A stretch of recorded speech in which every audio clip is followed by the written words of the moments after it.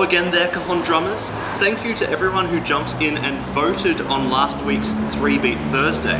It's actually really exciting for me because when I first tried this idea of a 3-Beat Thursday and a Tutorial Tuesday, there just weren't many people watching the channel, so the idea of voting just didn't have the numbers for the idea to take off. And you guys voted for beat number 3 58 times. So that's what we'll be learning in today's Tutorial Tuesday. So let's get started. The best place for us to first focus ourselves is on the pulse. So if we take this groove right back to its foundation, the pulse is what we get.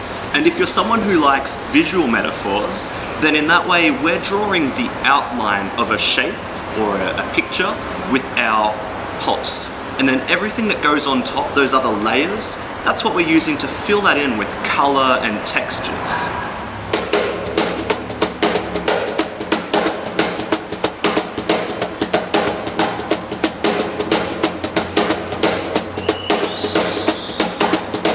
So that was our pulse, and I think that's a great place to start when tackling any Cajon groove. It's just about playing the snare at this stage and really locking in on those accents. I've made some interactive sheet music for you all.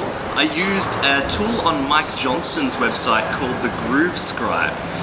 So if you wanted to have a look at that, there's a link in the description, and being interactive, you can slow it down, speed it up, have it loop over and over again, so you can keep that going until you feel like you've nailed it. And once it feels like you've built that pulse into your muscle memory, it's going to be a good time to start adding on those extra layers. So that's what we'll do next.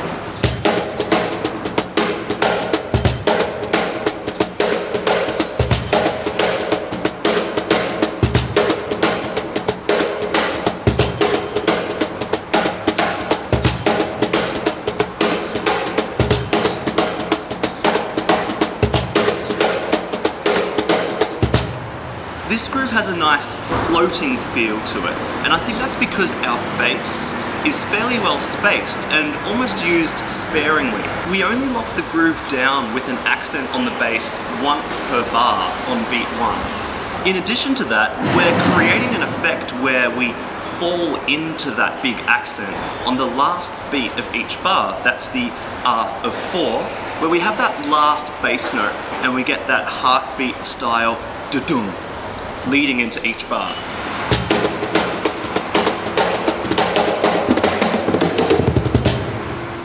If you've made it up to this point, you've got a brand new groove to play with. But I feel like a lot of us are here for that offbeat accent. If you have a side jingly, something like this, then your end result is going to sound a lot like what I played on Thursday. And I've also devised a non-jingly version of this groove that I think is a great challenge for everyone to have a go at, whether or not you've got this side attachment or not. And for the interactive sheet music on the full groove, that is also a link down in the description for you to have a look at.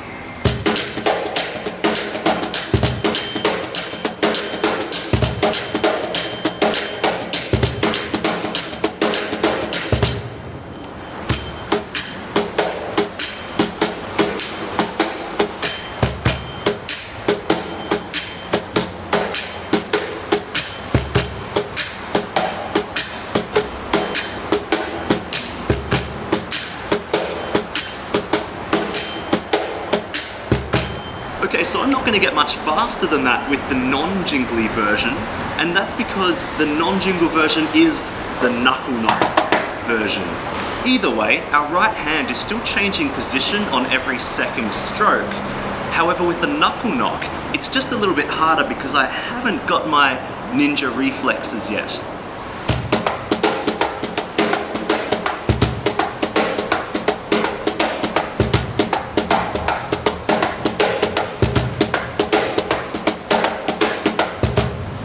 And I think that's going to be the challenge that I'll be working on after I upload this video.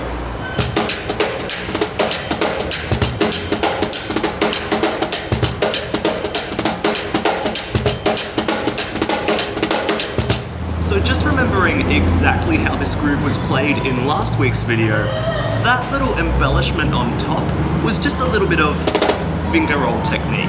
And if that's something that you have not seen before, there's a lot of content on this channel to help you add it to your playing.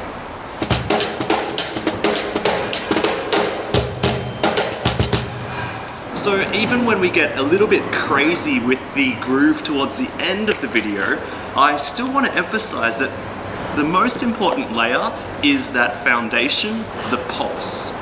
Even when you feel like you've mastered every layer of a groove, go back to that foundation layer and have a listen to the spaces between each stroke. Listen to the dynamics between your loudest hits and your quiet ones. The space and the dynamics are always something that shines through, no matter what layers you put on top. And that's where we'll finish this Tutorial Tuesday. I really hope you enjoyed going down into the details of that groove.